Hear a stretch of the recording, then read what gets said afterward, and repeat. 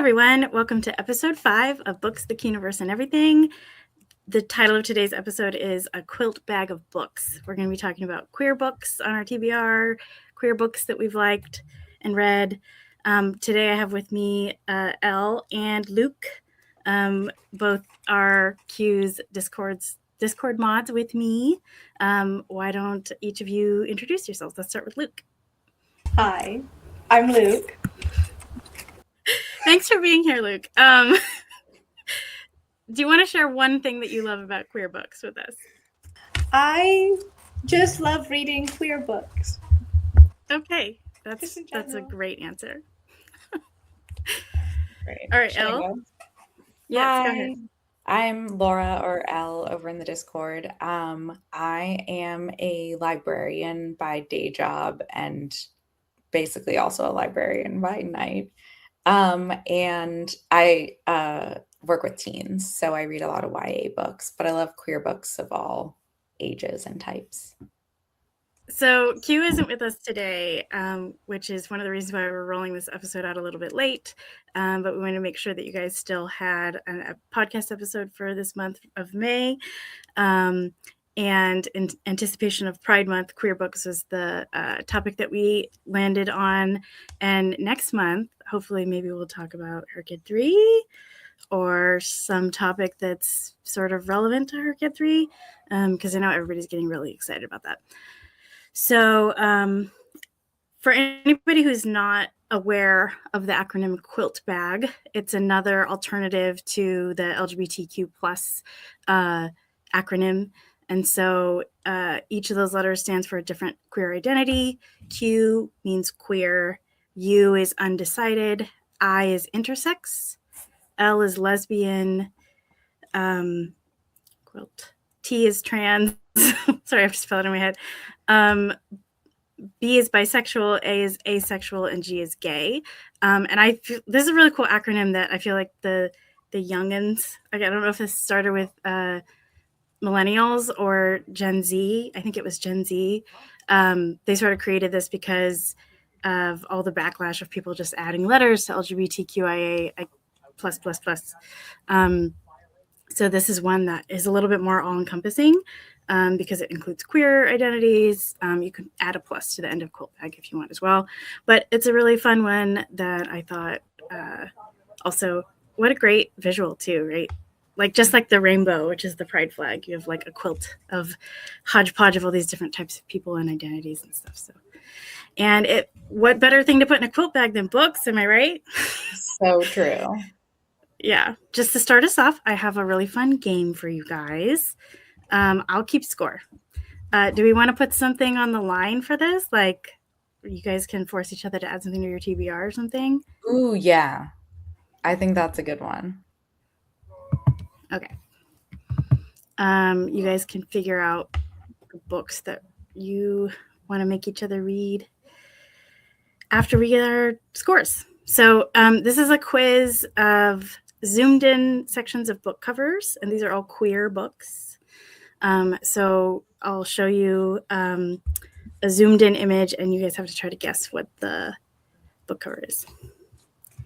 So let me share my screen with y'all real quick. All right. You guys ready? Yes. Okay. First one. What book is this? I feel like that is... I know the book, but I can't remember what it's called. The one where the violinist makes a deal with the devil and there's a cafe. Am I close? I actually haven't read this one.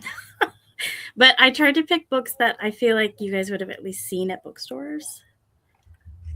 So I don't know the plot. I can't remember what it's called, and also I'm not confident from your facial expression that was right. So Luke, do you have a guess? Oh, I do not know. I don't know. I was going to try to look up the synopsis to see if that was close. Well, when you show us the cover, I'll say yes if it was the one I was talking about. Okay. Although that I could just say, oh yeah, that's totally the one I was talking about. No, it's But- okay. I'll trust you. This is Yes, Light it from is. Uncommon That is Thread. the one. I Okay. do want to read that. I also own it, so I should have known the title. So this one is a queer book that's on your TBR. I feel like since you didn't know the title, maybe I'll give you a half point for that. That's so generous and unnecessary, so, but I won't complain. Okay, ready for the next one? Yeah. Oh, Heartstopper. Is it? Yes. Do you know which one? I want to say volume 5? I don't know. This is volume 3. Oh, that was going to be my first guess, man. Okay. But you got Heartstopper. I feel like that's close enough. Okay, next one.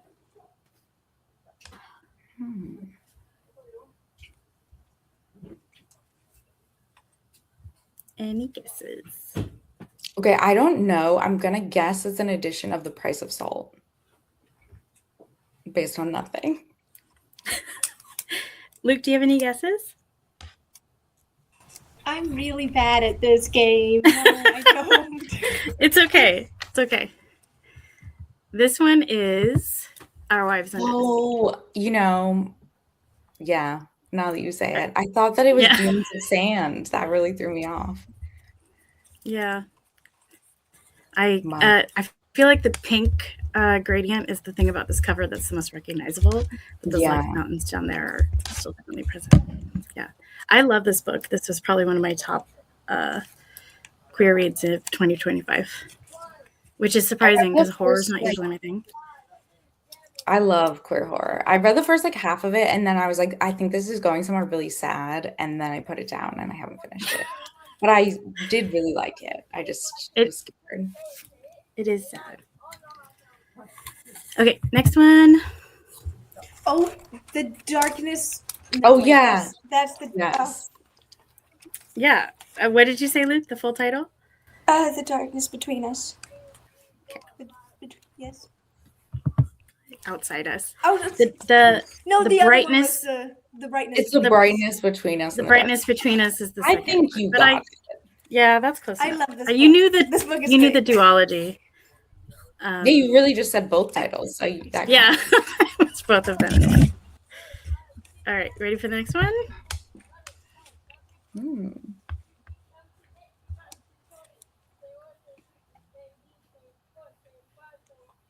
No guesses? Is this the one where that person changes gender every day?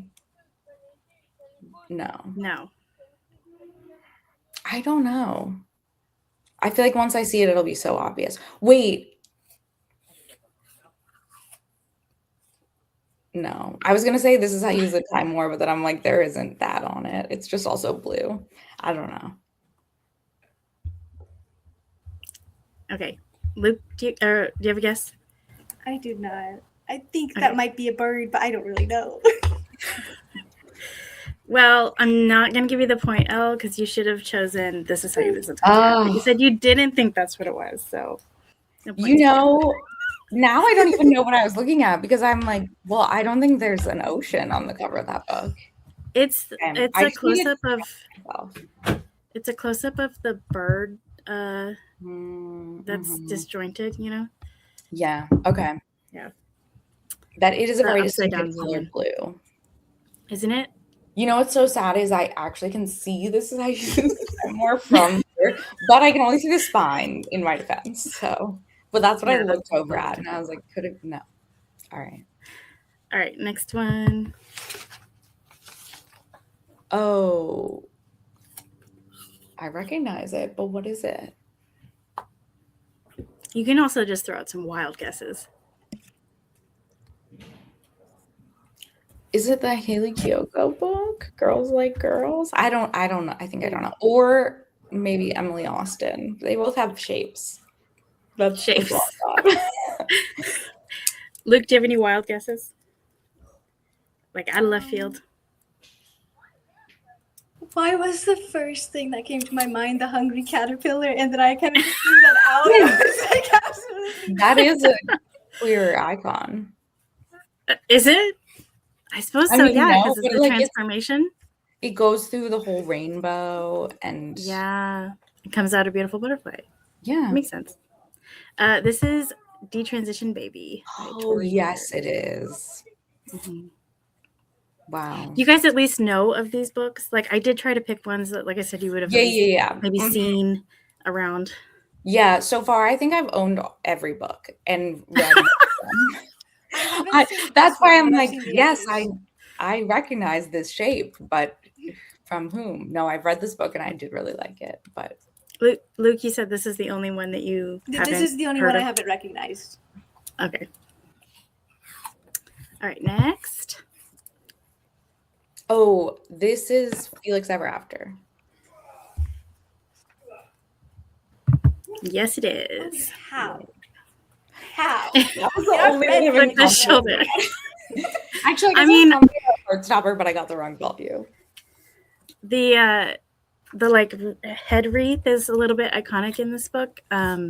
So I focused in on the shoulder area because the flowers are kind of the same, but it also definitely doesn't look like a head wreath. So I thought maybe that would throw you guys off. Tricky. No, you've done a great job with this. Thank you. All right. How about this one? Hmm. No guesses? I have no idea. It didn't immediately look familiar to me. Luke, do you have a guess? I have no idea. That is a line. That is a blue line. Yeah, I'm like, how would we know the line? It must be really distinctive. That better be a It is- famous line. Maybe it's part of like a yellow and a pink and blue plaid situation. You guys want me to reveal it, or do you want to throw Yeah, out some guesses? reveal, I think. Oh, wait, what part even was it? It's There the was the one. red line, and then the blue circle on the eyes. Oh, yeah. Okay, no, I never would have gotten that. No, I mean, the same. blue is blue. Yeah. I mean, Wow. there's not a lot on this cover outside of the two hockey players and the ice rink. So Right. If you I had was hoping chosen that maybe. Mhm. If you'd have chosen the hockey sticks, I would have been like, ah, yes, thank you. Mhm. Right, but then it would have been too easy. This one's really hard.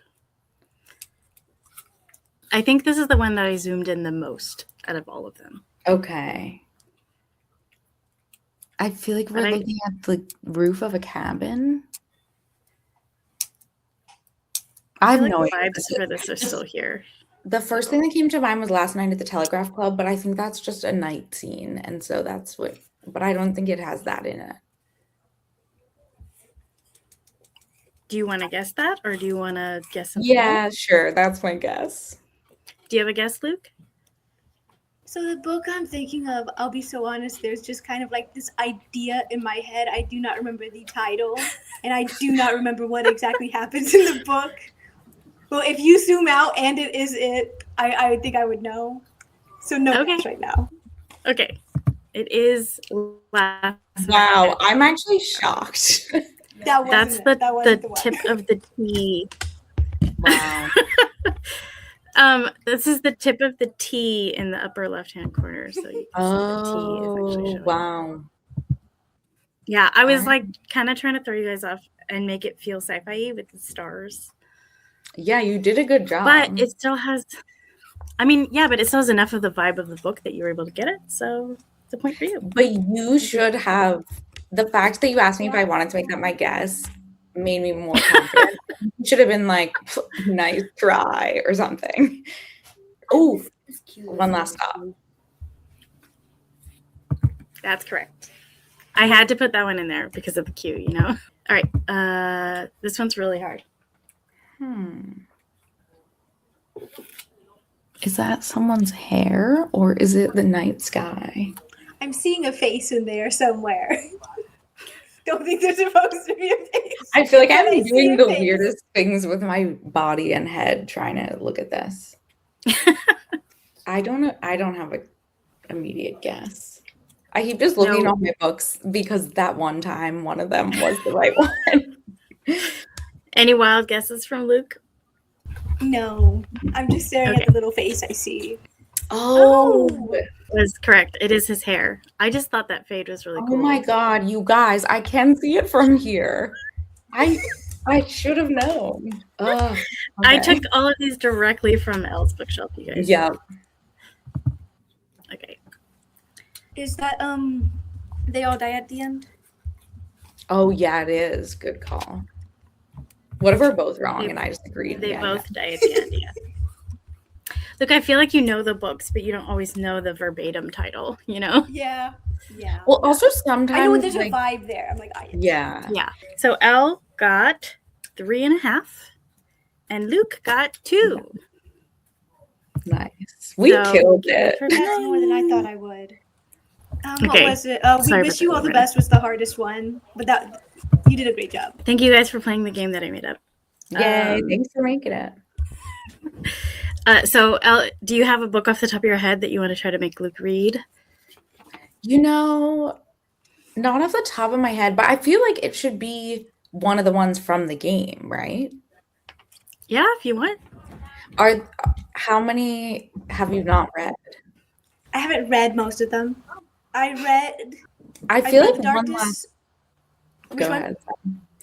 One Last Stop came to mind. I haven't read that one yet. I started it, but I never got around to finish it. I'll restart it and then. There are some controversial elements. I live in New York, so not like problematic, but a lot of people feel a certain type of way about things happening on the subway. Oh, especially if you live in New York, you're like, well, it's gross. But I like that's fair. But that adds a fun little like, oh, maybe you can like react in the Discord and be like, oh my God, can't believe that happened. Great. So Luke can add that one to your TBR. I will. I think I gave it like 3.5 stars or something like that. Like I don't think it was my favorite Casey McQuiston, but I did like it more than I Kissed Shara Wheeler, which was one of the other Sapphic books that she wrote. So, what's your favorite? Is it Red, White, and Royal Blue? Maybe that one's just kind of like campy in a way. Like it's almost ridiculous, but it's still sweet, you know? Yeah. But I did like, I think, sort of. Also, I feel like I said that with a tone, like that was not judgmental. I gave that book 5 stars. I was not like, no, boring. No, I didn't take it that way. I did like the Sapphic themes in One Last Stop. That was kind of fun because I don't think that every book I read has to be own voices, but I do kind of prefer it. I like that there's like that we moved towards that at one point, and then we started to kind of back away from it to try to make it more inclusive, especially because I feel like there's something about an author trying to write about other perspectives and other queer identities can sometimes help you connect to your own in ways that you hadn't thought of before. I know there's a ton of like queer females that write a lot of romances that identify as bisexual or pansexual or something, and being able to write romances might help them connect with like their masculinity a little bit. So I don't think every queer book has to be own voices, but I do like start to get a little bit weary of myself if I'm reading too many queer books that are not own voices. You know, I start to feel like I'm maybe getting a little too far away from like a more authentic perspective. You know what I mean? Yeah, I totally agree. Yeah, I feel the same way. I feel like it is a cool thing that there have been a lot of queer female authors, or actually like often they'll ultimately later come out as non-binary, which also is cool. And like clearly they were like maybe exploring something. But it's like you get famous with your book and then you can like sneak in a Sapphic book, you know? So that's a fun little tradition. That is a big part of it too, isn't it? Like it seems like there's more space in the industry for male romances, which is kind of unfortunate. In some regards. I agree. I think it's because of like the demographics of who reads and who buys books, you know, because it's like straight women will buy those books and gay men and queer women will buy those books. And that's like a lot more people than the number of people who are buying Sapphic books. Like Which also, like, sometimes I feel like I fall into that too. I'm like, oh, straight women don't want to buy sapphic books, which is, I feel like that's like a weird, I shouldn't be perpetuating that idea. You know what I mean? Like I act like, oh wow, that's so cool of you to want to read this sapphic book if you're straight or if you haven't like said what your sexuality is or whatever. And I'm like, no, it shouldn't be like a gold star thing. Like it's normal to read books Yeah. with all different identities, But I think Yeah, it's like definitely. there have been so many like YouTubers or TikTokers, whatever, who've like acted grossed out by sapphic books that I now kind of expect that, I guess. Maybe that's Yeah, too it short. isn't. I agree with you. It's a little bit unfortunate, I think, when people are like one or the other, like writing it off because it's sapphic. I also feel like when you're talking about queer romances, I can see why, like if there's a lot of spicy scenes in it, why non-queer readers might be like, I don't know about that. It's a little bit different in that regard from like reading books that have diverse racial identities or something like that. Mm-hmm. But I also feel like there's plenty of books out there that aren't spicy at all and are just like cute and heartwarming. And like, if you're somebody who's like, yeah, that's not my identity, so I'm not sure how I would vibe with that, I feel like give it a try, like Yeah. it's just talking about two people who are entering in a relationship, and it doesn't necessarily have to be like, you don't have to make it into something more than what it is. Yeah, for sure. And like queer people read straight books all the time. I mean, some people don't, Yeah. and more power to them, but it's not that horrible to like read a romance that has genders you're not interested in. Yeah. Or, Q talks on this channel a lot about being asexual and reading spicy books. So it's just. Yeah, I know a lot of people just skip those scenes anyway. So it's like, yeah, you can just do that if you're like, so, if you absolutely don't want to see that, whatever. Okay, so let's switch gears a little bit. Let's talk about some of the queer books that we've read in the last year or in 2026 so far, or if you want to go back to 2025, that's 2025. That's fine too. I have a couple of stats that I thought I'd share with you guys. Yeah. Stats are awesome. 2026 has been a little bit of a slower reading year for me, probably because I finished Her Kid 2 in January, and I wanted a big break between Her Kid 2 and Her Kid 3 so I could slow down a little bit. So last year in 2025, I read 365 books. I set that as my goal because I just like the idea of doing a book a day. For 2025, 127 of my 365 books were queer. It was on my Storygraphs chart. It's the top genre. They call it a genre. It's not, I don't know if queer books is a genre in the traditional sense, because it doesn't have to do with like the world or the setting or like a lot of other things that we typically think of that determine genre. But it was, Storygraph considers it a genre. So it was at the very top of my chart. It was like the vast majority of the books that I've read have been queer centric. But that is only 34.8% of the books that I read. So, because 365 is a lot. So far this year, I'm shooting a little bit under that for queer books. I've only read 45 out of the 145 that I've read, which is only 31%. I say only, but that's still a lot. That's still close to a third of the books that I read. And 16 of those were manga, and I feel like 10 of the manga that I read were all cherry magic, which is a really cute magical realism story about two male characters who fall in love with their sexuality is sort of ambiguous in the beginning, but I don't know, I got hooked on it. I just kept reading the whole thing. It's one of those things where it's like, if you have digital access to something and you're like, oh yeah, I'll get the next one. Yeah. So that's probably really padding my queer books stats so far this year. But I also read 14 contemporary books. 10 were romance, 2 were YA, which were also probably romances, but with a little bit of a different style. And then 2 literary books, because it's not my favorite genre, but sometimes you find a gold one. And then I read 14 speculative, 9 of which were fantasy, 3 were sci-fi, 3 magical realism, which is way more than what I don't usually read a ton of magical realism where it's like mostly modern, but there's this like, one of them was like a body swap thing where, Ooh, what is it a it? body swap? No, it wasn't a body swap. It was a sexuality swap. It's called Straight Expectations, and it was about this gay man, gay teenager, who is like, my life is really hard because I'm gay, and then he wakes up and he's straight, and he like hates it, and he's like, this isn't like, he's not attracted to men anymore, and he's attracted to women, and he's like, but this doesn't feel like me, and he like tries to be gay even though he's not anymore in that reality, and then he eventually gets to go back. Spoilers, but so it's not like fantasy in that sense, but it is speculative fiction in the sense of like, definitely not like existing in our current reality. And then another magical realism one that I feel like is worth mentioning that I read was George Falls Through Time, which was really fun. I have one in the library right now, but I don't know if I'm going to get around to it before the end. Yeah.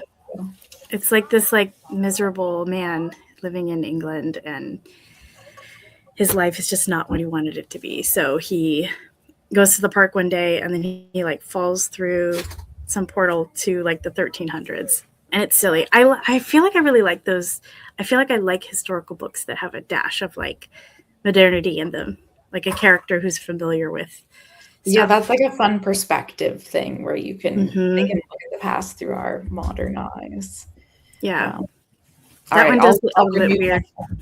Renew my And then I did read one horror book as the other speculative fiction book that I read. I don't read a lot of horror. It's not, I get scared really easily, but sometimes there's some gems, and I should branch out and just do it more often and just suck it up, you know? Maybe I'll get some recs from you too. What was the one horror? Oh, I don't know. Let me look. I mean, you don't know.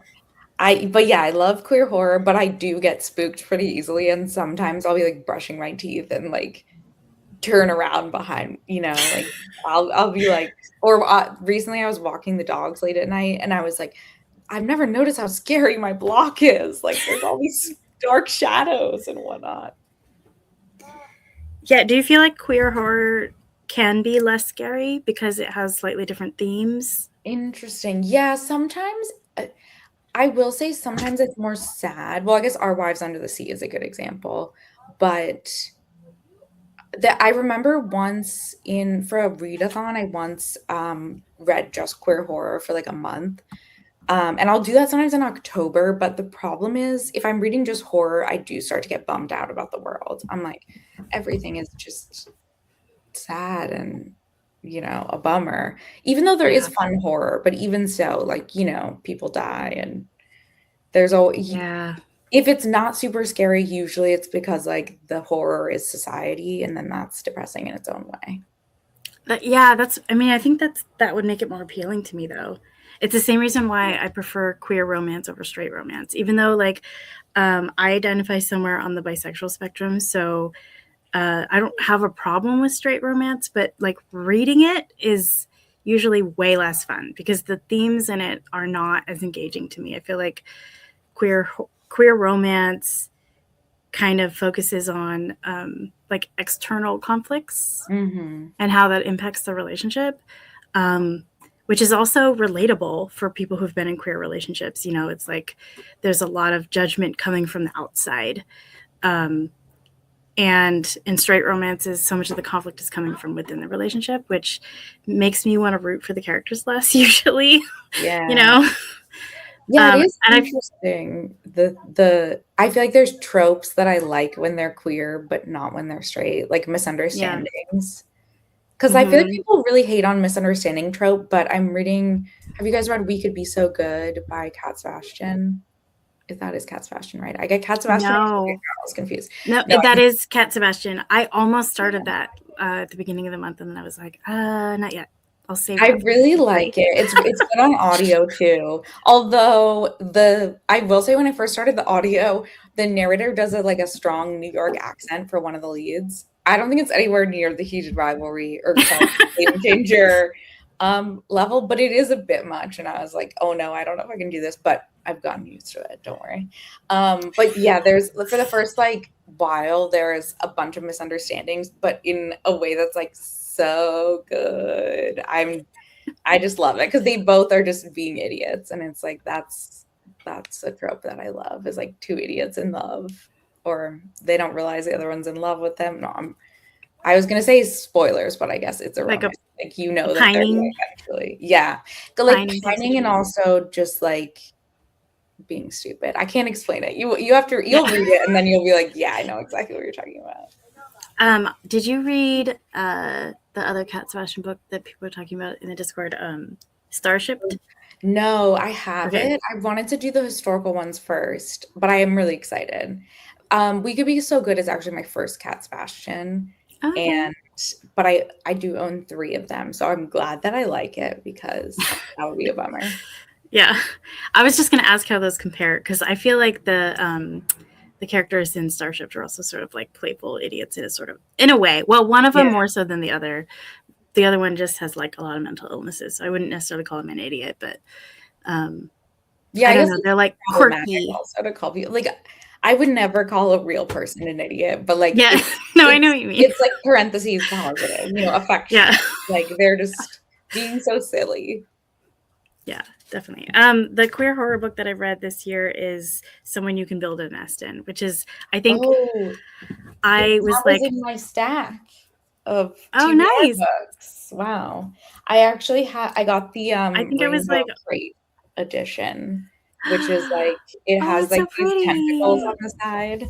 So I'm gonna move that up my TBR stack, which is literally right next to me.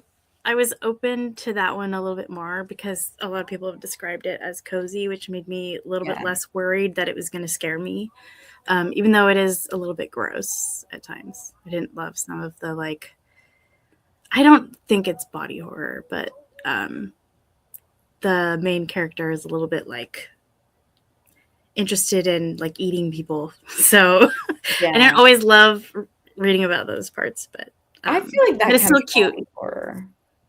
Yeah. Or like cannibalism horror or something. I don't know. Yeah. She's not human, but still. Right. Yeah, I know. I almost didn't use the word cannibalism, and then I was like, I don't know what the equivalent is for like monster human eating. Carnivorism or something. I don't know. Yeah. Oh, there was one book. I think I have it somewhere around here. That was probably my favorite of the year so far, and it's this one. Which is Our Dreams at Dusk, which is a manga that came out a long time ago. I don't think this is recent at all. 2015. So yeah, it's over 10 years old. But my brain said 2017, and then I was like, don't just say a random year. Okay. Sorry, I'm writing this down so I can. Somebody on YouTube recommended it, and I was like, that sounds really good. I need to read it. I read it in like 30 minutes, and it was amazing, and I cried, and I was like, I had to order it online. I've had a hard time finding it, and now I'm like, how am I going to get this second one? Maybe I shouldn't have started it, because it's like, I can't just like download an ebook of it, because I don't think it's in print anymore, unfortunately. Oh yeah, I bet the thing with, I was just going to get really librarian. I don't know if we're cool with that. A thing that's really yes, we're cool with that. A thing that's really annoying about digital manga is that it's often in the format media do reader. Don't ask me what that means. But yeah, so, and it's like not compatible with a lot of libraries can't even buy things in that format. So it's like it might be available to buy on Overdrive, but maybe all the libraries can't buy it or something.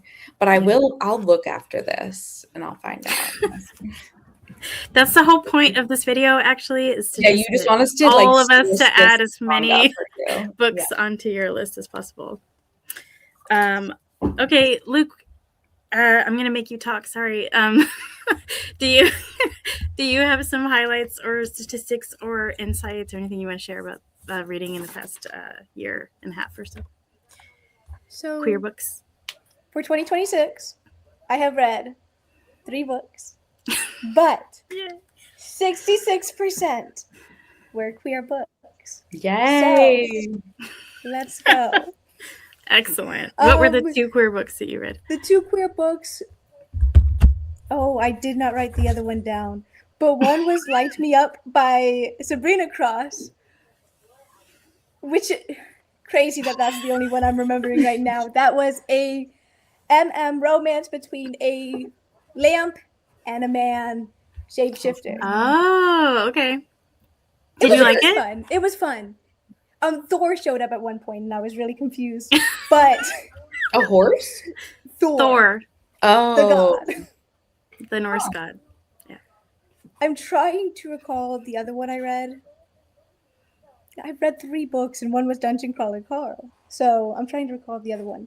Last year, though, I have 5. I just picked 5 books. I don't know exactly how many were queer because I lost a lot of track from last year. But I read Go Luck Yourself by Sarah Rosh. That was cute. One of the Boys by Victoria Seller. I really like this one. This one was really cute. I like that one. If We Survive This by Raquel Marie. I don't read a lot of apocalyptic books, but I really did like this. This was really fun. And then my favorite of the year, How to Survive a Slasher by Justine Pusella-Winnan. I really liked this one. And I do have another one of their books on my TBR for today. ooh, which one is it? Where's my list? It is Bianca Tor is Afraid of Everything. Wow, that's on my list to recommend to you. Fantastic. Amazing. You should read it.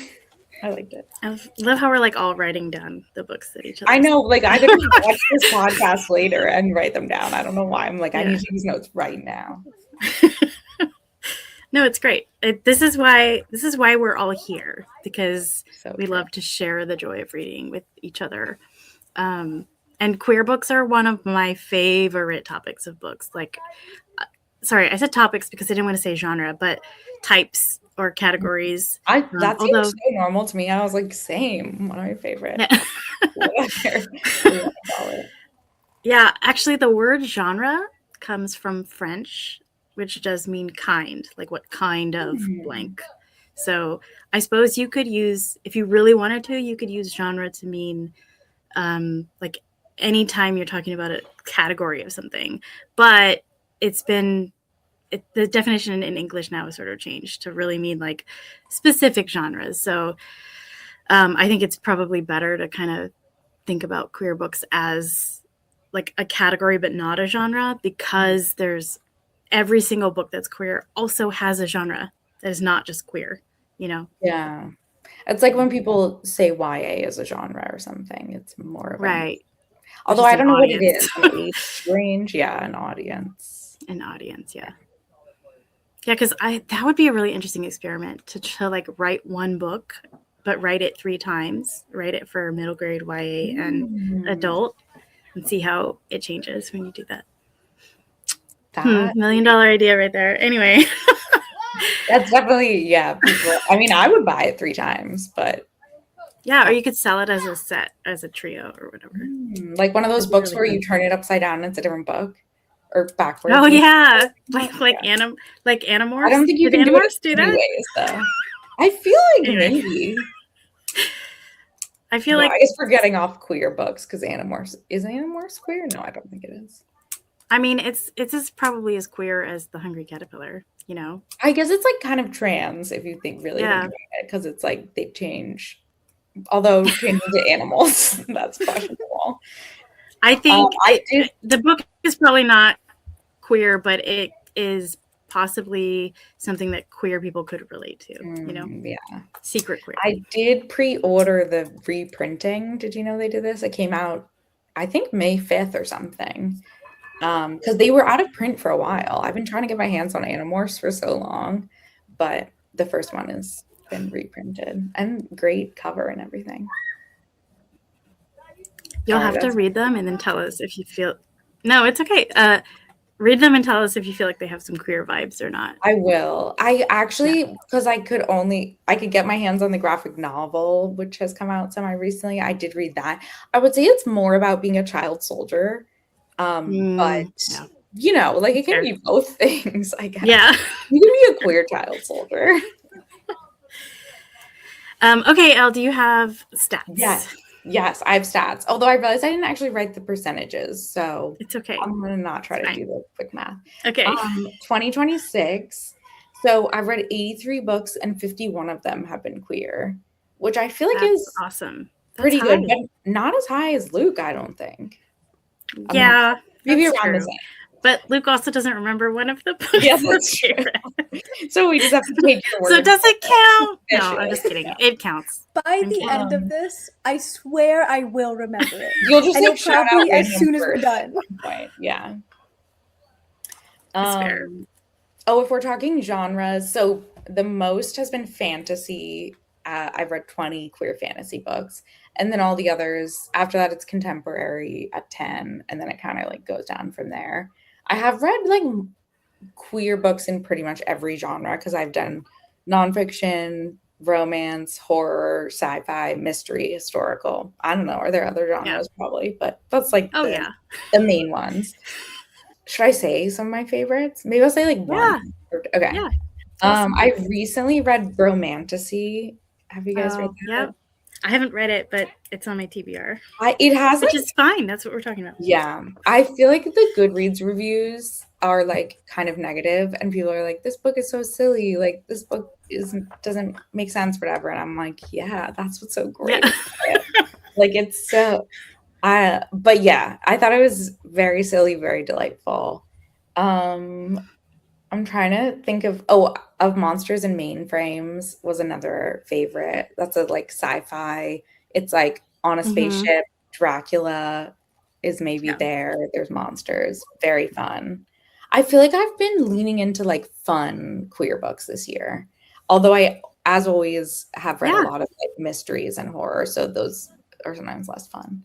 One more fave has been This Princess Kills Monsters, which also is like humorous fantasy with like horror elements, sort of. I literally just bought that book. I didn't realize it was queer. Yeah, I bought it on Friday. I'm so happy for you. It's a true delight. I'm actually reading the sequel now, which I didn't realize there was a sequel until it popped up on my NetGalley, and I was like, yes. Yeah, I didn't know there was a sequel. It's called This Night Topples Empires. Oh, okay. So, yeah, I feel like I've really been liking the like humorous twist on a fairy tale. I feel like we've gotten a few of those. I just read The Somewhat Wicked Witch of Brigandale, which I actually didn't put on this list because the main character isn't queer, but like it's like told by the Wicked Witch, who's the mom character, but like the main protagonist hero, who would be the normal hero of the story, is queer, so I wasn't sure whether to count it. But that is also the same like type of book where it's like weird, funny fairy tale. So yes. Okay, I really got off the stats. 2025 was not as good for queer books for me, numbers wise. I think 63 out of my 169 total books were queer. So that's like 37%. Oh, I wrote that percentage, but not the other one. Oh well. And again, my top genre was fantasy for queer books. And then after that was mystery, and tied with sci-fi. So I'm pretty consistent. I will say I didn't count Murderbot as queer. Again, same thing. Like the main character protagonist isn't. But that would add like 8 whole books if we counted it. So. Would increase your percentages a little bit. Yeah. I mean, you guys are still have me beat. But you read more total, which is true. Valid also. Don't look at me and say that I have you beat. I mean, did you? I just mean in terms of breakdown. A sexy this is what teachers mean by misleading data when I say I read 66% of queer books. That's fair. That's fair. Yeah, actually, I don't read a lot of like really smutty queer stuff, because the queer identity that I feel like I fit the most is abrosexual, which is where my sexuality changes a lot. So I really identify with bisexual a lot, but the other one I identify with the most is probably asexual. And I have a tendency to fall into asexual cycles frequently. And I often am just really not in the mood for smutty books. It's really common for me to be like, no, just some romance is great. And I don't mind if there's a couple of scenes, but just having that be the premise of the book of like a lamp that comes to life or whatever is not usually something I go for, but I was gonna try to squeeze a traditional, not traditional, the opposite of traditional, one of the Chuck Tingle books. Tingler. A Tingler into my Her Kid 3, just because I need to see what it's like. Yeah. Like I have to figure out what it just feels like an iconic thing in queer book space, that those are, they're so silly that I feel like I have to know. I've actually never read one. I've read a Chuck Tingle book that was like serious. Yeah, same. But I haven't. But I have read like a couple sentient. I totally feel you on Natalie's Mood for Romance. Sorry, that was a vast like middle of the sentence vibe shift. Okay. No, I'm backing up to say, yeah, I'm often not in the mood for romance. I actually am always reading like 40 books at once, and it's partly because I'll like get to like they're about to hook up, and I'm like, let me put this on hold for like 3 months. So yeah, the number of romance books, like if I were to count the number of romance books that I read like 70% of versus that I finished, it's like hundreds more probably. And actually, so I was gonna say I have read. Actually, I don't know if this counts as sentient object romance or whatever. I got recommended on TikTok the book that's like Veggie Tales Hot Priest fan fiction. Are you familiar with this? Okay. I've heard of that. I've heard of that. Yeah, so it's like it's also poly. So basically there's 2 hot priests who are in love with each other, but they can't be together because they're priests. And then this woman comes to be like the cook at the parsonage or whatever. It's in England, I think. Also I'm Jewish, so I'm like, I don't know anything about the Catholic church.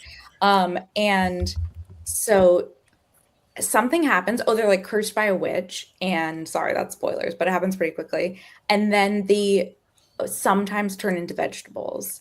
And the smutty scenes only happen when they're vegetables for the first like lot of the book. Because she's just That's like, oh, wild. it's convenient that these vegetables turned up. Like, I guess I'll just like use them or whatever. So it is wild. The funniest thing about this is that what made me stop reading and not finish it is that it got really like sappy at the end. Like they're all like in love, and I'm like, okay, that's not why I'm reading this book. So I stopped it at like 90%. So I guess you're like yeah. I draw the line at vegetables and love. They can have smutty scenes. It actually got really angsty too, and I was like, I love an angsty romance, but they were like, I can't be a priest and a man and a vegetable or whatever. And it was just not what I was looking for. But I do overall I recommend the book because it's like funny. But yeah, that's I don't even know how we got there. It's okay. So thank you guys for sharing about your previous queer reads and standouts for you, whether they were ones you loved or ones that you were disturbed by the vegetable aspect. And now I thought we would shift gears and talk about queer books that are still on our TBRs for 2026. And each of us picked a genre. I'm going to go back to the genre discussion because I picked nonfiction. So again, I don't know if that's really a genre because it encompasses a lot of stuff. But you'll notice when I was talking about my stats, I didn't talk about any queer nonfiction that I read. I did read a couple in 2025, but it's a subject that I always am interested in and then never actually get around to for some reason. So I have a stack. Grab it. I'm also like a member of the local gender center in my area as like a family with some genderqueer people in it. So they're always giving me books and I'm always like, yeah, I totally want to read this. And then I never do. So I think I'll start with one of those. The first one, and I've heard so many good things about this, is Gender Euphoria. I read that last year. Is this one's not a memoir, right? It's like more just like talking about essays. But it's tied together like the main Laura Kate Dale, is that her name? Yeah, Yes. so that's like the Yes. author and editor, and so there's like 10 essays by Laura and then like other people's essays in between. So yes and no. And then this one is kind of self-help-ish, but this is Yes, You Are Trans and Help. And then the last one, which is a little bit more family oriented, is Free to Be, which is about children and gender identity. So all of those are super interesting to me because I haven't been as knowledgeable about trans spaces in a lot of my life because that hasn't been the significant part of my own queer experience, but it's a really important part of queer spaces. And I feel like I've tried to educate myself a little bit here and there, but like reading is one of the ways that I really kind of gain deep understanding. It's like one of the ways I learn well is by reading, which I feel like is one of those not as common ways of learning. But I'm really excited about those. I also have 2 memoirs. One is, this one's been on my TBR for ages. This is Orange is Not the Only Fruit by Jeanette Winterson. And literally it's been on my TBR for like 5 years. But I know that's a memoir about a lesbian woman who is in a religious family. And she's like struggling with that, the prejudice and stuff from within her own family. I reread that one recently, actually. I had read it in college, I think, and I liked it. It's like a lot more funny and weird than I remembered. So, because I was like, oh yeah, Okay. I remember that. But yeah, I think Love it's that like, in a memoir. yeah, it's like a very snarky sense of humor, sort of, and strange. That's great. Okay. I love graphic novels and stuff. This is a graphic memoir. Can I get it to not have a glare? This is Funhouse by Alison Bechdel. Am I saying You know that what's so funny? Bechdel. Yeah, Bechdel? I don't know. Because I think the Bechdel test is named after her, right? That's how I've always said it, but I'm not sure. Oh, yeah, or maybe one of her family members. But this one's been on my TBR forever too. Oh no, it's okay. This one's been on my TBR for a long time as well, and I don't even remember what it's about, other than it's a memoir and it focuses on family a lot, and I love that in queer. That's one of my favorite queer tropes, is themes about family in addition to themes about LGBT stuff. Love that. You know, that would have been a good Herkyed 2 read because there's also a musical about it. Oh, Like, yeah. that was really good. I was going to say I actually wrote an essay in college comparing those 2 books and like their treatment of like parents. The 2 that I just said? Yeah. That's funny. You'll have to send it to me after I read them. I mean, I don't think it was good. I took that class pass fail, so I like kind of phoned it in, but gotcha. My last book that I'm going to talk about is Queer Ducks. This is by. It was really good. The day that I bought this, I was like, oh, let me just take a look at, the like kind of the style of this book, and I just started reading, like, sometimes you buy a book and you like you just read like the first page or the first paragraph just to kind of get a feel for it, and then you're like, okay, cool, and now I'll come back to that when I'm in the mood for it. I ended up reading like 2 chapters. I just like kept going, but then I stopped and haven't picked it up since. But this is about how homosexuality is present in the animal kingdom, as people talk about how homosexuality is not natural or whatever, but it's definitely is. And a lot of the data that we had prior to now about, animals aren't like this was 100% wrong, because the scientists who were studying the animals were like, oh, those 2 are together, they must be male and female, but they like actually weren't. Anyway, the really cool thing about this book is it's by the same author, Elliot, I don't know how to say his name, Schrieffer.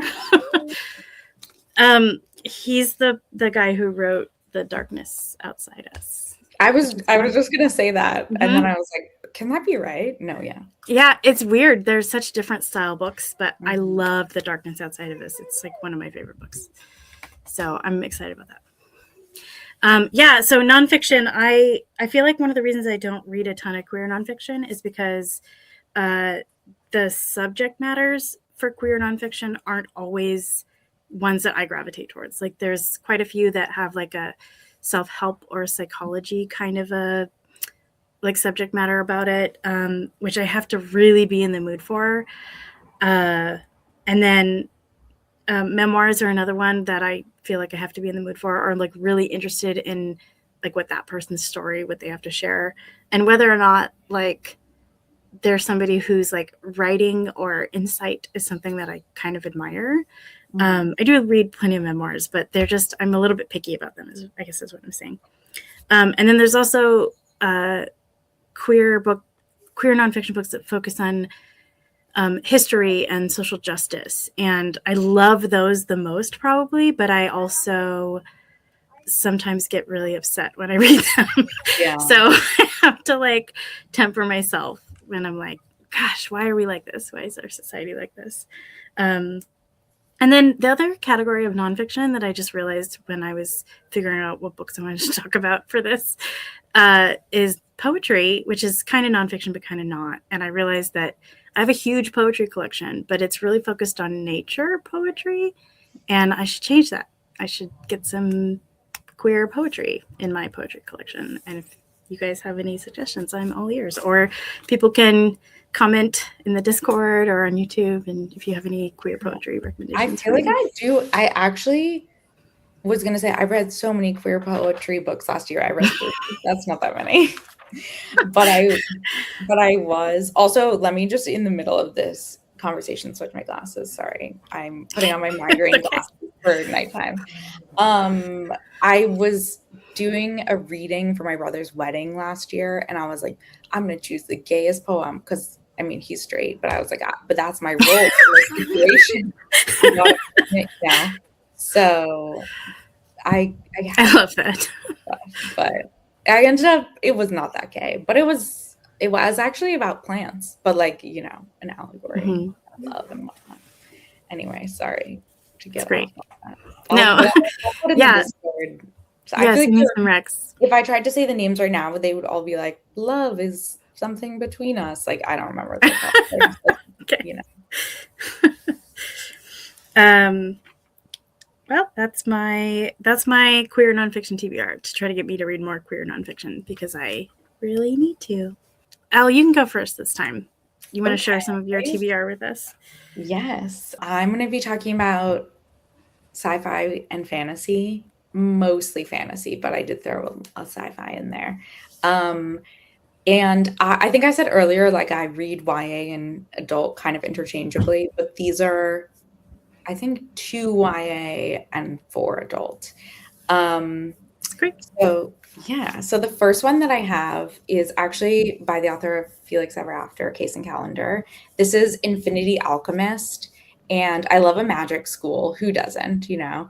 But I think this is a fun twist on one where it's like the main character can't get into this elite magic school because it's very like, you know, elitist and fancy. And so he becomes a groundskeeper and like sneaks in to kind of try to learn magic. And I think it also has an romance. This is YA. So I'm excited about that. I just got Love Galaxy. Ooh, that's so pretty. Yeah. So I've been really falling off the wagon in terms of buying books recently. And I keep like, I kept being like, oh, I'm just going to join like 1 subscription box, maybe 2. So this is Aardvark. And now it's like the reason I did that was to stop myself from buying books, but now I also buy books and I have those. So it's a little bit of a mess. But so this was one of their picks from, I want to say May, actually, maybe.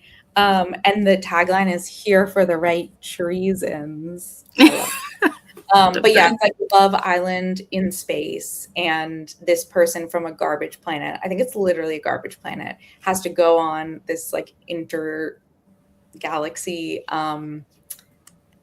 romance. What words am I looking for? Reality show. And it's like you have to win the heart of the prince or the princess. I think it's bisexual, I'm assuming, but we'll find out. Love that. I don't think I've seen bisexual rep in a queer sci-fi before, except for Becky Chambers. Just kidding. Yeah. Who does a lot of poly stuff, actually. So. Yeah. And I actually clearly don't know very much about this book, but I'll let you know. Yeah. Okay. So this one is a little bit of a horror. So I actually don't subscribe to the Rainbow Crate, but you can buy some of their books online. So I bought Providence Girls. I love this cover. It's so spooky. I feel like I should have like trigger warned for this. No, I don't think it's that spooky. I mean, it's Also, spooky, but not trigger warning spooky. we have like beautiful seaside sprayed edges. This is a sapphic romance where one of them is turning into a mermaid, but like not in a fun, cute way, in a really spooky, scary way. So I think that is very exciting. This one is Where Shadows Meet. I actually bought this special edition on Pango Books recently, which is my new weakness. But this is, I think, a YA sapphic vampire romance. And I saw the like end pages and I was like, incredible. I made a great decision. I think that they're actual, like at least one of them is a goddess. And it's like a over many lifetimes kind of story. That's all I know. I think cool. the like blurb says that one of them sacrificed her wings for love, and the goddess who she gave them to sacrificed that same love for power. And I was like, that sounds really familiar. I wonder if I've read this book before. This is like not the normal cover, so maybe if you saw the cover, you would recognize. I have read this. I read it. Oh, was it good? I got an audio arc for it. I didn't like it, but I was like, I get it. You know, like I didn't think it was my style, but as I was listening to it, because I had an audio arc for it, I was like, I could see some people really liking this book. So hopefully you're one of those people. Hopefully I am one of them. I actually feel like I read some negative reviews on Goodreads, but you know when sometimes you read a negative review and you're like, that actually sold me on the book. Yeah. Yes, that's it. There were a couple like that, and I was like, interesting. But also I feel like on Pango, because this book was like $8, I was like, why not just buy it used and then I can always, give it away or something. So that's the danger. Okay, I have two more. This one is As Many Souls as Stars. This is making it seem like I only own really fancy special edition books. Those are just the ones that are like top of my TBR because they're so pretty. But because they're calling to you. Yeah. Look at the beautiful glitter.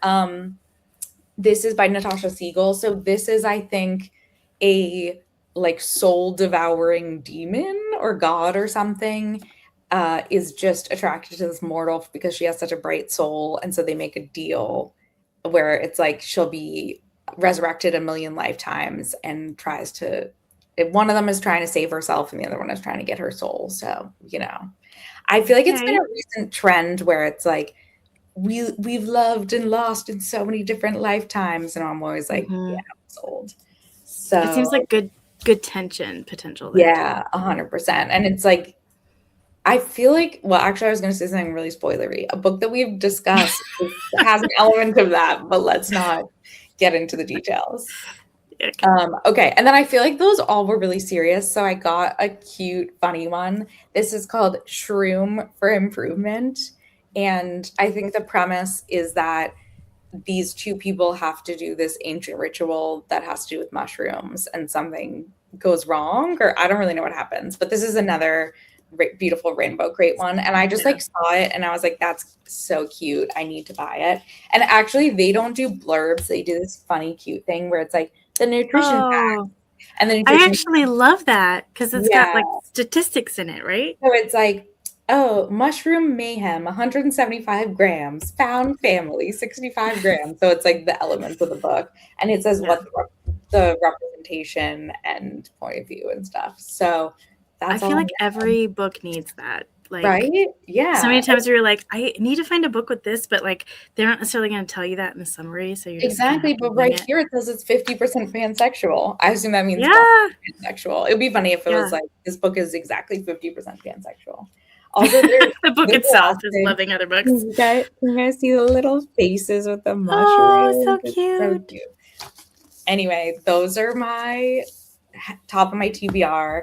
I still have a lot of Hercule 2.0 to finish, so I won't be getting to them anytime soon, but maybe like, July 8th or something, I can start reading them. Great. I like the mix you have there of different types of speculative fiction. There's some creepy, but some magical and some sci-fi. Yeah, it covers so much ground. Yeah, I didn't write those down because I was listening to you, but I'll be rewatching this and making notes later. I can like take a picture of the stack and send it to you. Yeah. Okay, Luke, what have you got for your TBR and what genre did you pick? My genre, I chose queer mysteries. Mainly chose it last year. I read a lot of mysteries. First year, I really dived into it.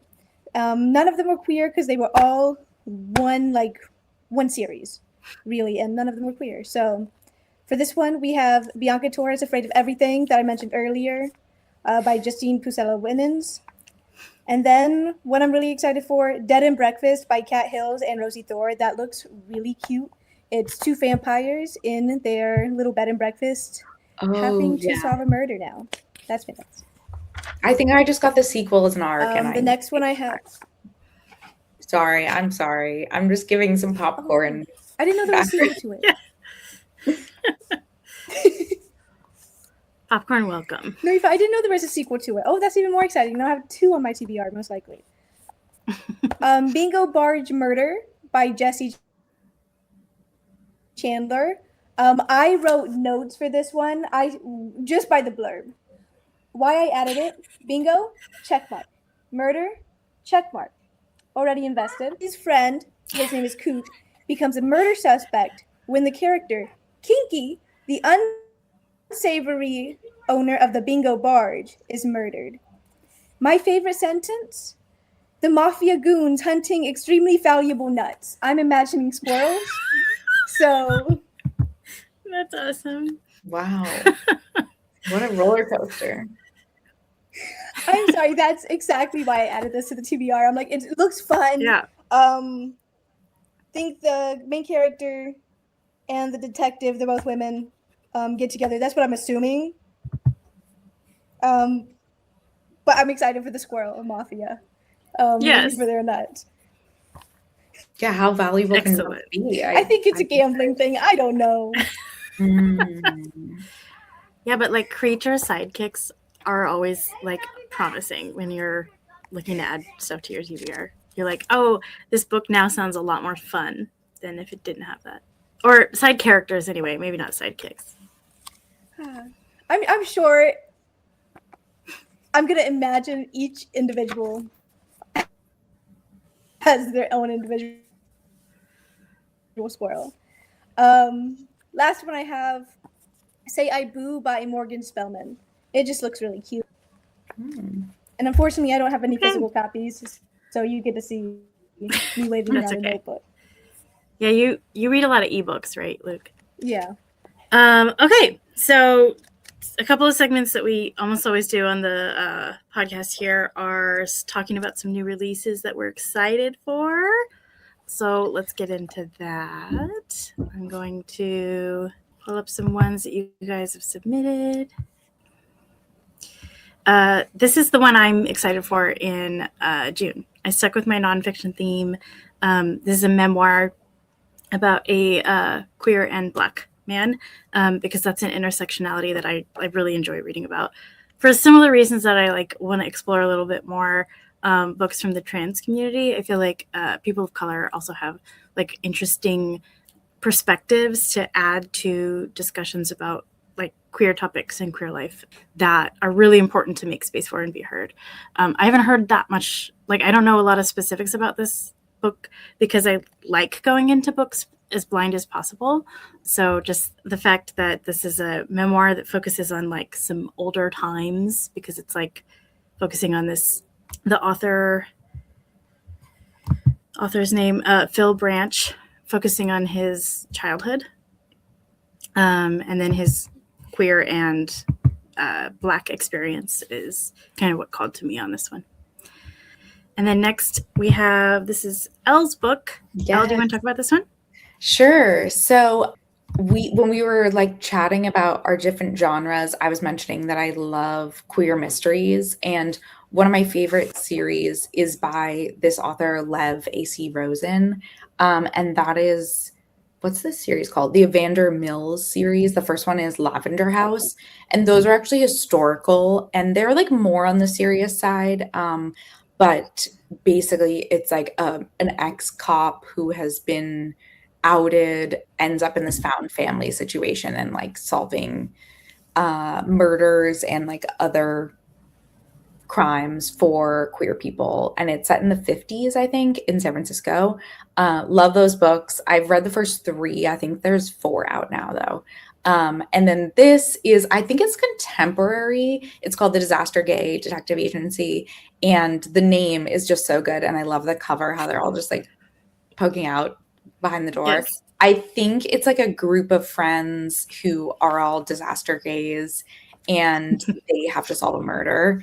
And I actually I have an arc, and I started reading it, and I was really enjoying it. But as I've previously stated, I'm like really behind on my Herkid TBR, and also I kind of want to read this one physically, so I'm coming back to it. But I was really enjoying it for the first like chapter that I read.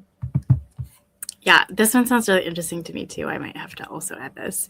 I forgot to mention this one's coming out June 2nd, and then mine. Say that. The Double Dutch Fuss is also coming out June 2nd.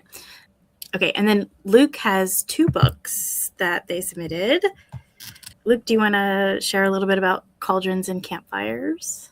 Yes. So, from what I know about it, it's this witch. She finds out she's a witch, and she goes to a summer camp, like for witches. And honestly, that's all I really know about it. Besides that, there's a romance like blossoming with one of her counselors. And because it's an all like adult summer camp, I think they say. Yeah. Oh, that's interesting.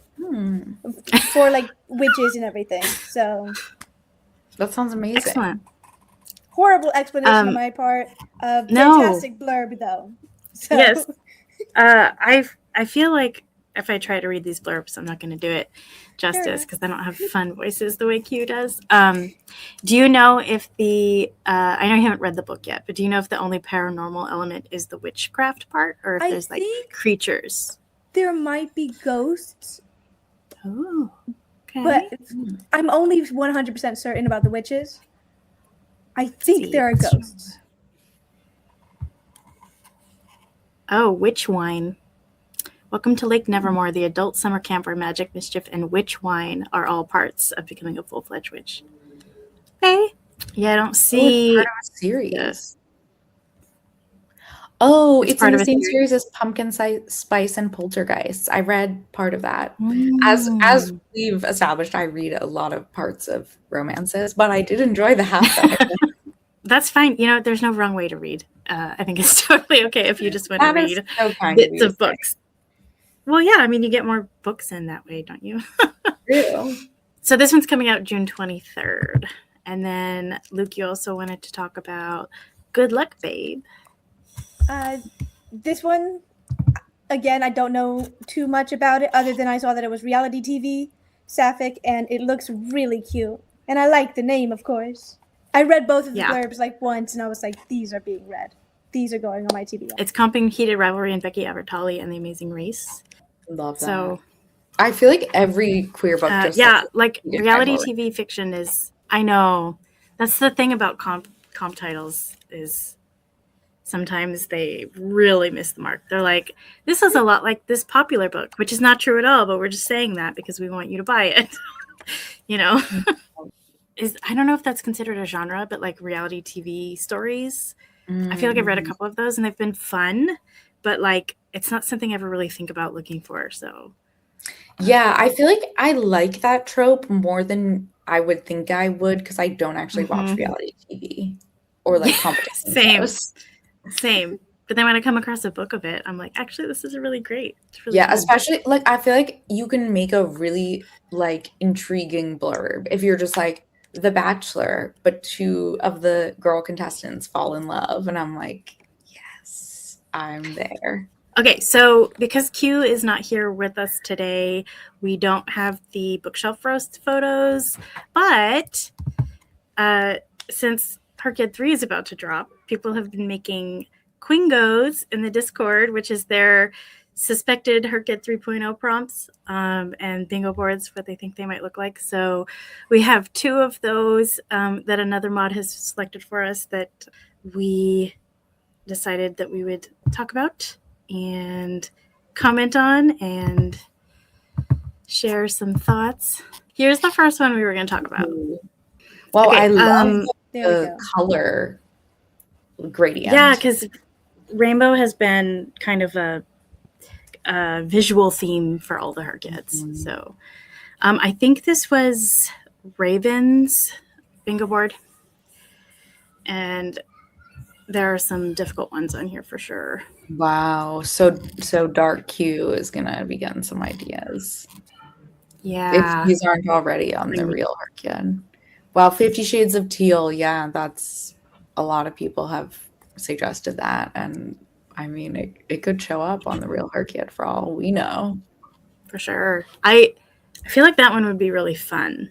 Mm-hmm. Like, no, it would be difficult, but it is the hardest reading challenge. So that's so true. Yeah. Yeah. Wow. Write a 5-page book report for every book. Oh my God. That's a great idea. Actually, I love writing reviews for books, and I tend to be really long-winded. 5 pages is kind of a lot, but yeah, I feel like we could do that. Could be fun. Could be fun. Read one book from every country, real and fictional. I love fictional countries. Yeah, I wonder, maybe we need to start like a list. Because fictional countries, I mean, is that exclusive to books? Or would we be talking about like fictional countries and movies and TV shows and stuff too?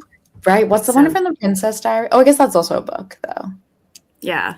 I guess, yeah, a lot of movies and shows that have fictional places are often come from books and stuff too. Wow, get your heart racing to 200 BPM while reading. Well, I have POTS, so I'm like already halfway there. That one's going to be your easy one. Yeah. Yeah.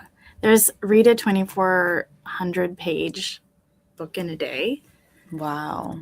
I wonder how many books there are that have that many pages. Yeah, how long's the Bible? I don't know. I don't think it's that long. I mean, it probably depends on what edition you have. There's so many editions of the Bible, but I don't think it's quite that long. But wasn't there one that somebody for Herkit 2 did for their personal challenge that was like crazy long? We have exclusively read books under 3 stars, and then we also have read only nonfiction. Oh, so it's only bad nonfiction. Yeah. And then we also have like read every subgenre in every genre. So read every subgenre of bad nonfiction. Yeah, it starts getting smaller and smaller. So actually this is very doable. How many bad subgenres of nonfiction that are 2,400 pages can there possibly be, you know? Well, I think the 2,400 pages is just a singular prompt. Yeah. So they don't all have to be that long. Any other comments on this? Luke, do you have any thoughts to share on this one? I think that don't read for an entire week. Oh yeah, that would be really hard. I would want to go to the zoo. With yes. an animal one, the zoo. I think that would be a fun one. Yes, for sure. The backgrounds on this are so pretty. Yeah, loving that every like square is different. So last 100 years, which is a play off of the Herkit 2 last 10 years, where we're switching to decades instead of single years. That's fun. And then we have 4 seasons. This is actually a prompt we did for Herkit 1. And it could come back. So there's no rules. That's true. There are no rules. I like the way this one's been titled, Ride or Dice. I love it when that's one of the things I'm loving about the Quingos is people coming up with like creative and clever names for the guesses that they're making. And I also like that this one is like roll every D&D die. Yeah. So that's fun. Debut authors. This is read 8 debuts released since 2020. I wonder what made them decide 2020. That one's interesting. Fascinating. Oh, I love My Friends Have Terrible Taste. Editor's note, it says read the favorite book of 6 people you know. That's an awesome name for that one. Yeah, we haven't so far in Her Kid 1 and 2. We haven't done like a recommendations prompt. I wonder if this is implying that like you have to pick recommendations that you don't think you're gonna like. You know, That would be fun. Yeah. Wow, Teal made it into this one too, but only 5. Easy peasy. it's way better than 50. Ooh, I love make a movie title out of books. Did I miss that one? Oh, it's Hasta Hasta la Baby. vista, There it baby. is. Yeah, that's a play on the quote. Ooh, Here's another Tackle recommendation Mount one. TBR. Sorry, I got distracted because I do need to do No, that. that one would take you the whole of Her Kid 3. Yeah, it doesn't say an amount. If you only have to do like No, it 10, that would be great. No, I actually need to. So I have like a shelf on Goodreads that's my physical TBR, so I can get a sense of the numbers, and I'll like add and remove stuff as I read it and buy it and whatever. And I need to add like a lot of recent additions to there, but I think it's at least 400, so that would take me at least on your a physical year. TBR. Yeah. Yeah, mine isn't that high, but I feel like I have like 200 at least. So it would take me a long time too. Yeah, if it I mean, was for you, everything. that's not even a whole year, so it could be Well, it could be, Depending but I feel like a lot of my physical TBR books are nonfiction, which yeah. usually take me a little bit longer. So it would be hard to get through all of them in a year, I feel. But Ooh, I love that librarians get a shout out. yeah, That's fun. we lost Luke, but we're also wrapping up. Any last closing thoughts you want to share, Elle, about queer reads? I had a few more recs, but they were for Luke, so that would be really rude. Like, I just gave them to the blank screen without you being there. But yeah, love a queer mystery. If anyone wants recs from me, hit me up in the Discord, because I love like a long series, especially, which I feel like mystery really has like, obviously fantasy series will happen, but like they don't usually just go on forever with like no clear, They're way more like plotted throughout the series, whereas mystery is just like a new one every time. I love that we did this. It's definitely got me thinking about queer books that I've read and like my own reading patterns, and like pushed me to like branch out a little bit, which is something I encourage everybody to do, even if it's not just for queer books, but like look at your stats. If you have any stats, look back and be like, what do I not read that much of? What do I want to read more of, and try some queer books out if you don't read that many of them, because I was going to say try some Quingos. try some Quingos. Yes, we want switch up your reading right away. The Quingos are so fun, and I can't wait to see like after Her Kid 3 drops. People like going through and checking off which ones were right. Yeah. And seeing like who got the most and stuff like that. So that's gonna be really exciting. But no, I was gonna say try some queer books, because if you're like, queer books are great, but I just don't tend to read that many of them. I feel like we've sort of touched on a little bit, they often focus on different themes than their heteronormative counterparts in the book world, in the book sense. I think it's fun in terms of like, I know not everybody reads to expand their horizons, but it is one of the great benefits of reading. And if there's specific also, types of books, sorry, I was just going to add, like, you can expand your horizons while having fun and reading silly books at the same time. Definitely. Like, I feel like people think that those two things are completely separate, and if you're like learning and growing and whatever, then you're like having a bad time. But there's fun queer books, and same with like any type of diversity or marginalization that you're looking for. So definitely. Yeah, you could be reading Shroom for Improvement, Yeah. What more could you want? A punny book. What more could you want? Yeah, also queer, for sure. Okay. Thank you so much for being here, Elle. Thank you. Thank you, Luke, who is no longer here. But thanks to Luke. Thanks to Luke for also being here. And thank you guys for watching. And hopefully you'll see us again next month with another fun topic. We'll see you around in the Discord. Yeah, Happy reading. Pride almost. Yeah, happy Pride. Bye. Bye.